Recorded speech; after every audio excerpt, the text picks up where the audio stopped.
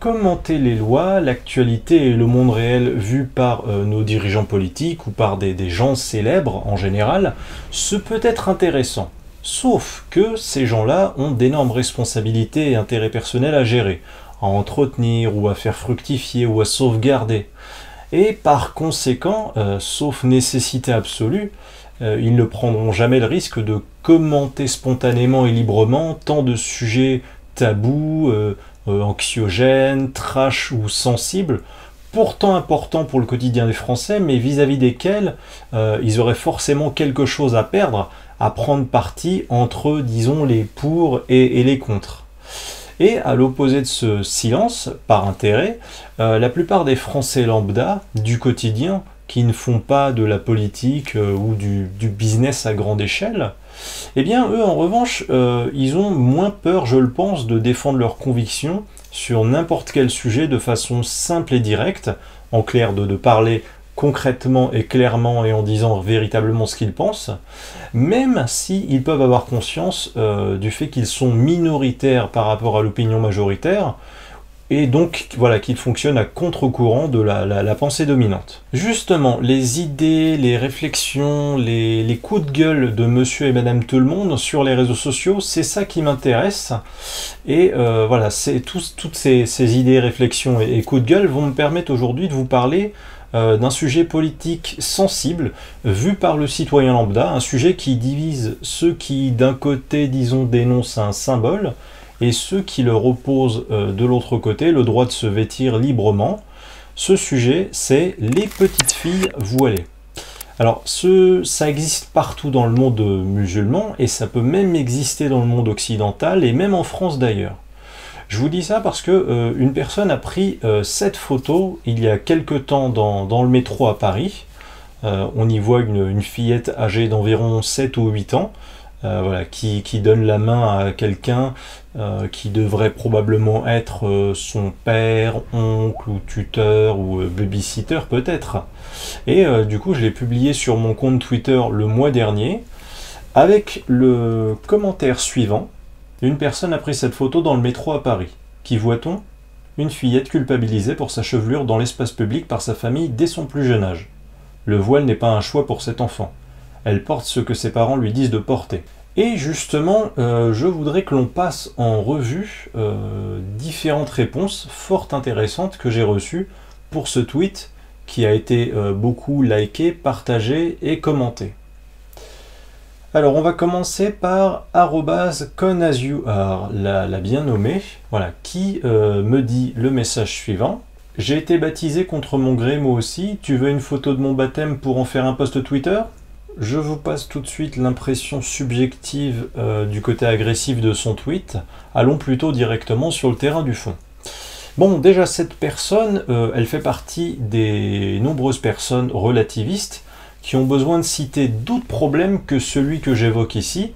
Il s'agit là du problème du baptême contre son gré, sans rapport avec la petite fillette voilée dans le métro. C'est un peu comme si vous voulez, je faisais un tweet sur la racaille en scooter qui a torturé un chien en le traînant sur le sol, et qu'une @conasuare me répondait il y a aussi des chats qui sont maltraités et torturés dans le monde, tu ne veux pas en faire un post Twitter? Alors, en quoi le fait de parler d'un problème en particulier dans un seul tweet est une façon de ma part de nier ou de mépriser d'autres problèmes? Il n'y a que 280 caractères dans un tweet. Je ne pouvais pas parler du voile des fillettes, de la pollution atmosphérique, de la maladie d'Alzheimer, de la déforestation, de la pollution océanique, du dernier album live de Matt Pokora et de toutes les catastrophes du monde en un seul tweet qui ne peut contenir que 280 caractères. Et si j'ai envie de parler d'un seul problème à la fois par tweet, ça me regarde. Si cette @conasuare avait parlé spontanément sur son fil Twitter à elle d'un tweet d'un problème qu'elle voulait dénoncer, du genre la pollution océanique, ou alors son traumatisme du baptême chrétien contre son gré, eh bien moi je lui aurais répondu, je pense, si ça a un rapport avec son sujet, bien évidemment. Ça ne me viendrait pas à l'esprit de lui répondre afin de lui reprocher de ne pas parler du problème du voile porté par les petites fillettes à Paris. Dans l'absolu, d'ailleurs, l'agnostique que je suis est pour que tous les musulmans aient le bon sens de demander à leur fille de ne pas porter le voile avant l'âge de 18 ans. Même si elle le voudrait, elle le pourrait dès l'âge de 16 ou 17 ans, ne serait-ce que pour démontrer symboliquement au reste de la société française que ce vêtement est un choix totalement libre et non une contrainte éducative à laquelle on est habitué durant l'enfance. Que les chrétiens puissent faire de même avec le baptême, un baptême réservé aux adultes, pourquoi pas d'ailleurs dans l'absolu. Voilà.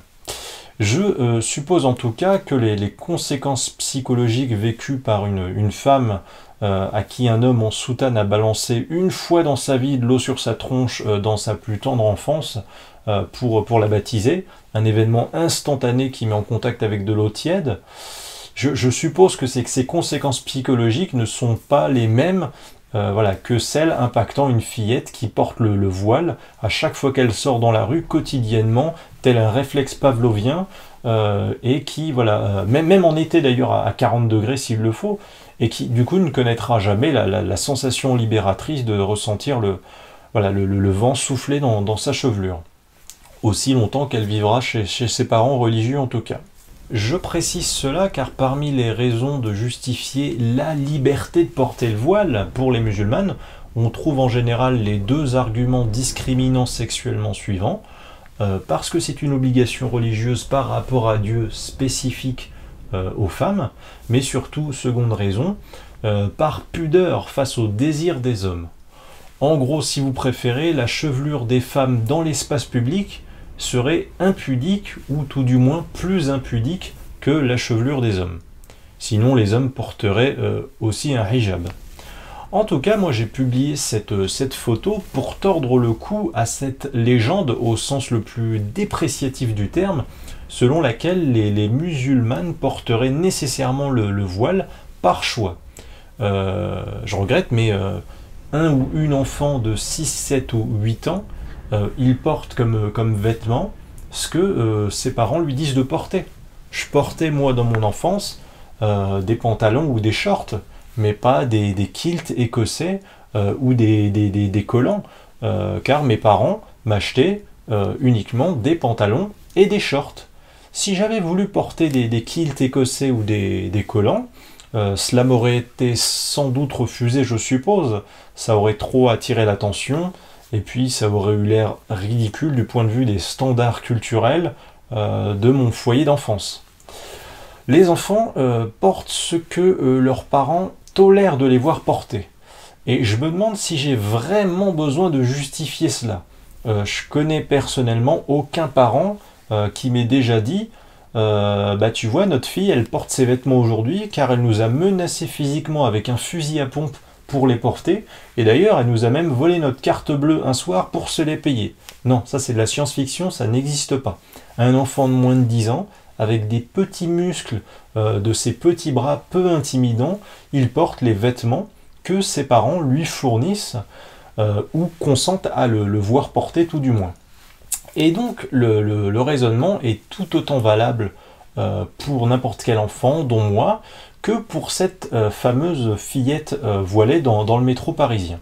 Or, cette fillette, âgée d'environ 7 ou 8 ans qui porte un hijab, a-t-elle vraiment la maturité psychologique et physiologique suffisante à son âge pour avoir la conscience de se soumettre volontairement et sciemment à un commandement divin, et aussi d'éviter le désir sexuel des hommes dans l'espace public?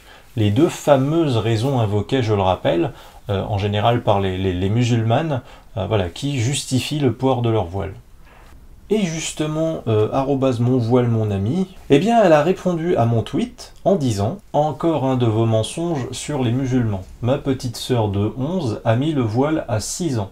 Quand on lui avait demandé pourquoi elle voulait le mettre, elle a dit qu'elle le trouve joli et qu'elle veut le mettre. Occupe-toi de ton caleçon et laisse les musulmans en paix. » Ce à quoi j'ai tout de suite envie de lui répondre « Tiens, c'est bizarre, le voile islamique serait un choix pour les fillettes musulmanes. » C'est drôle parce que sur les millions de fillettes athées et agnostiques, ou tout du moins sans religion dans le monde, eh bien le besoin spontané et codifié de couvrir systématiquement sa chevelure avec un voile pour sortir dans la rue, il est apparemment un désir quasi inexistant. Voilà, c'est curieux, ce type d'envie pour des fillettes de moins de 10 ans semble plutôt venir quasi exclusivement d'enfants qui vivent dans un foyer, dans une société ou un milieu socio-culturel dominant qui est islamisé. Quel sacré hasard statistique, dis donc. Alors, on a Al Pacina qui m'a répondu « Le voile, c'est obligatoire dans notre religion, mais c'est pas forcé. Si les parents veulent éduquer leurs enfants en les habituant à porter le voile, c'est pour leur bien. Après, chacun sa religion, vous pouvez pas comprendre, les médias racontent de la merde. » Al Pacina, réfléchis un instant. En tout état de cause, habituer une fille aussi jeune à porter un hijab dans l'espace public en France, ça va aboutir à quoi? Plusieurs années plus tard, quand elle aura 20 ans et qu'elle sera adulte, elle dira « Le voile, c'est mon choix personnel ». Un choix personnel d'endoctriner depuis l'enfance, oui. C'est comme un adulte qui aime le jazz depuis son enfance et qui prétend que ça n'a absolument rien à voir avec le fait que ses parents travaillaient dans un club de jazz, écoutaient quotidiennement du jazz à la maison depuis sa plus tendre enfance et l'ont par conséquent immergé dès ses premières années dans un milieu favorisant un goût pour la musique jazz. Ben oui, si les goûts musicaux étaient distribués de façon aléatoire à la naissance, sans dépendre de toute influence environnementale ou éducative culturelle, on trouverait des Inuits qui font du rail spontanément et des pygmées en Afrique qui pratiquent la tectonique. Alors Nini, qui a vu mon tweet, m'a répondu « Les salafistes qui restaient un peu discrets quand la droite était au pouvoir ne se sont plus cachés dès le moment où Hollande a été élu. On a vu fleurir des voiles, niqab, camis, barbe, et ça continue sous Macron. » Ce commentaire très intéressant me permet de rappeler une chose. En fait, dans un pays occidental lambda, ayant un droit juridique écrit, il existe une logique binaire, voulant que, en gros, tout ce qui n'est pas interdit est indirectement autorisé.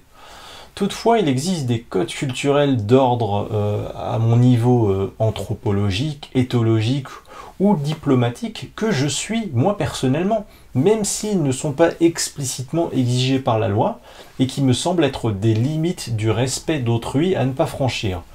Exemple, le soir de l'élection présidentielle, quand le vainqueur parade à la tribune, je me pointe pas avec un drapeau étranger que j'agite dans tous les sens dans le public. C'est une question de respect pour le pays où l'on se trouve, même si ce n'est pas en soi interdit par la loi. Aucun étranger n'aurait fait ça devant un De Gaulle ou un Georges Pompidou proclamant sa victoire au soir de l'élection présidentielle devant ses partisans. Par contre, devant François Hollande, beaucoup de gens savaient qu'ils avaient affaire à un socialiste mou qui courtise les votes ethniques et communautaristes, et surtout que son public sans virilité ni patriotisme ne broncherait pas. Alors ils ont sorti leur drapeau étranger, pas n'importe quel drapeau évidemment, hein, pas des drapeaux japonais ou cambodgiens.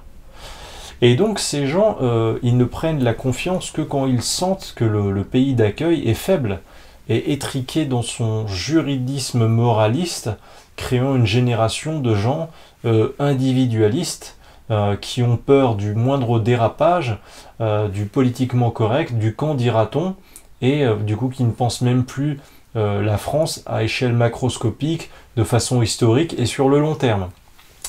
La France, elle devenait un pays de moins en moins croyant et de plus en plus scientiste depuis le début du XXe siècle, mais dans un total contresens culturel et progressiste, la France est passée de 0 mosquée au début du XXe siècle à plusieurs milliers actuellement. Et là où les premières générations de musulmanes arrivées en France étaient discrètes et peu pratiquantes, eh bien, plus les générations de musulmans se succèdent en France, et plus elles deviennent pratiquantes et voilées. Une France où des gens crient dans la rue librement, encadrés et protégés par les CRS souvent, une France où les musulmanes se voilent de plus en plus, et où les salafistes se sentent de plus en plus à l'aise, ce sont pour moi des symptômes d'islamisation ou de réislamisation réels et concrets. Alors voyons à présent deux tweets qui sont très intéressants. Ils sont en réponse à mon tweet sur la fillette voilée.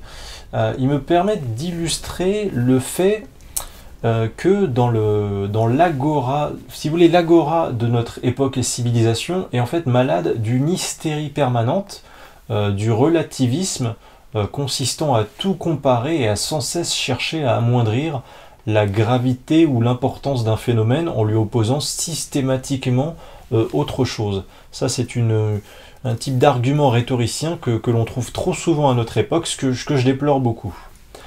Alors, on a @MrMobileReaperG qui nous dit, en répondant à mon tweet, « Offusque-toi qu'il y ait des députés européens pédophiles, par exemple. Ai-je t'ai donné déjà trop de crédit en répondant à ton cliché? Laisse les gens vivre leur vie et vis la tienne. Hashtag honteux. Tout ce que vous pouvez dire ne divisera pas la communauté. Hashtag paix et amour. » Alors, je récapitule. Il s'agit quand même d'une enfant d'environ 7-8 ans maximum qui porte un hijab dans le métro de la capitale de la France et qui tient la main à un homme vêtu comme un salafiste. Moi, je ne veux rien imposer à cette petite fille. Je ne lui enlève aucune liberté. J'ai juste fait ce tweet dans le but de rappeler que toute musulmane ne porte pas le hijab nécessairement par libre choix, comme le prétendent la plupart des musulmans, étant donné que un ou une enfant, par définition, se contente de porter les vêtements que ses parents lui disent de porter. C'est quoi le rapport avec des députés européens pédophiles? C'est vraiment le seul argument que tu as trouvé pour défendre le port du voile par des fillettes en France, qui consiste à comparer ça avec un problème sans doute pire, encore ce relativisme de lâche qui fait de tout problème un problème secondaire par rapport à un autre problème. Et si cette petite fille veut se plaindre de ce hijab qu'elle doit porter contrainte dans la rue, on va lui dire quoi? Est-ce qu'on va lui dire « Oh, ça va, te plains pas, hein, si ton père il t'oblige à porter le voile, ça aurait pu être pire, t'aurais pu avoir un père pédophile ?» C'est vraiment ridicule comme argument. Et vous avez un autre type de relativisme très intéressant, celui de @med_ray, qui m'a répondu « Le voile, c'est une éducation. Cette éducation peut se faire même depuis la naissance. Je vois pas c'est quoi qui te dérange. Je suis sûr elle est mieux éduquée que ta propre fille. Et ce n'est peut-être pas un choix, mais dans ce cas-là, laisse ta fille sortir à poil si elle veut. » Vous avez là la défense d'un extrême en lui opposant un extrême contraire. En gros, on croirait que ne pas imposer le voile à sa fille, ça signifierait du coup n'imposer aucune limite à sa fille et ne pas s'opposer à son envie de sortir dans la rue complètement nue. Mais je suis désolé, entre le voile qu'on impose à un enfant et ne pas l'empêcher de sortir dans la rue complètement nu, il y a quand même des milliers de possibilités, à commencer par la plus commune dans le monde occidental, à savoir se vêtir comme une fillette occidentale lambda, avec une jupe, une robe, un jean, un jogging, tout ce que vous voulez, mais en tout cas sans voile sur la tête. @momo85 84 44 97, pourquoi faire simple, m'a répondu « Dans notre religion, la femme a le plus grand des respects. Si elle se couvre, c'est par pudeur. Si elle se fait belle ou montre ses formes, c'est juste pour son mari. Pourquoi ça vous gêne tant? C'est vous les pervers, parce que ça vous dérange de ne pas voir des formes ou des cheveux. » Alors voilà, superbe inversion accusatoire. Donc le problème, ce n'est pas le père ou les parents de la fillette qui lui imposent de porter un hijab à son âge, mais c'est les prétendus pervers qui s'en plaindraient, car du coup, ils ne peuvent pas reluquer les fillettes dont la chevelure est cachée.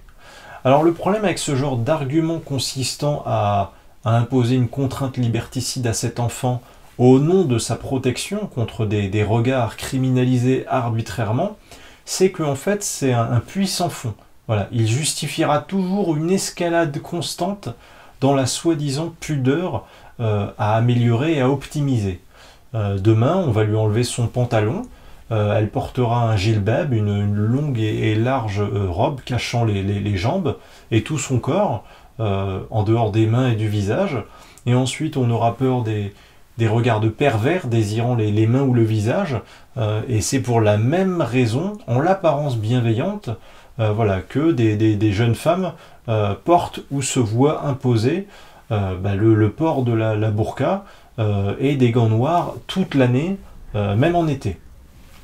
Voiler une petite fille au nom du désir sexuel des hommes, c'est un argument de phallocrate qui implicitement admet la normalisation du désir pédophile, et c'est surtout un paradigme sécuritaire qui exige des potentielles victimes qu'elles s'adaptent à leurs agresseurs ou potentiels agresseurs, plus que l'inverse en tout cas.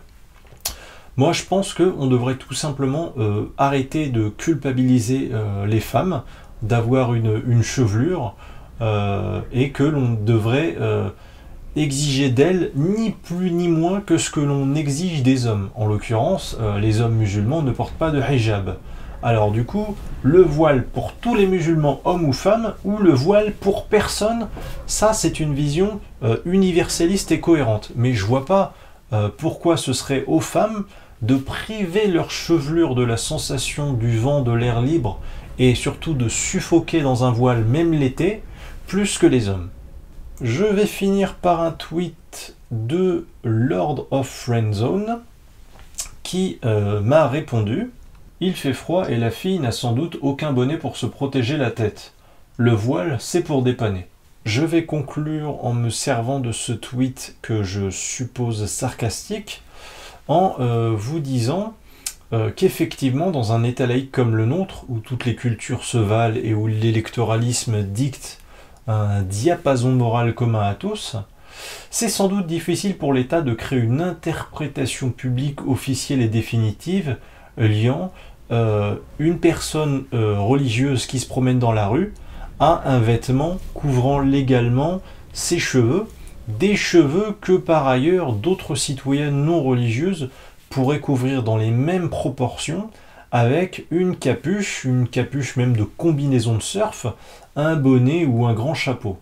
C'est une des ironies de notre époque finalement, là où des gens voient en le voile un symbole d'oppression et une obligation, eh bien d'autres gens y opposent la liberté individuelle de se vêtir librement face aux totalitaires qui veulent enlever les voiles de la tête des gens et décider à leur place comment se vêtir. Pour ma part, je n'apprécie pas de voir de plus en plus de voiles islamiques dans les rues de mon pays laïque et occidental, car plus qu'un symbole ou une fin en soi, je vois surtout en ce vêtement un symptôme ayant pour origine des causes clairement identifiables. Le hasard voulant que les pays du monde ayant le taux le plus élevé de femmes musulmanes voilées sont aussi les pays du monde donnant le moins de liberté aux femmes, me semble être une corrélation beaucoup trop récurrente et systématique pour ne relever que du simple hasard. Du coup, moi je me méfie. On peut débattre durant des heures, des mois ou des années pour savoir si ce voile est globalement plus un choix qu'une contrainte ou inversement, mais une chose est sûre, le voile islamique est indéniablement un symptôme de causes produisant systématiquement les mêmes effets. Ceux qui sont intéressés par mon travail peuvent retrouver les liens de mon site internet et de la page Amazon de mon livre en commentaire de cette vidéo. N'oubliez pas d'aller faire un tour sur ma page Tipeee afin de soutenir ma chaîne YouTube et aussi de vous y abonner afin de ne pas manquer la prochaine vidéo. Je vous dis à bientôt.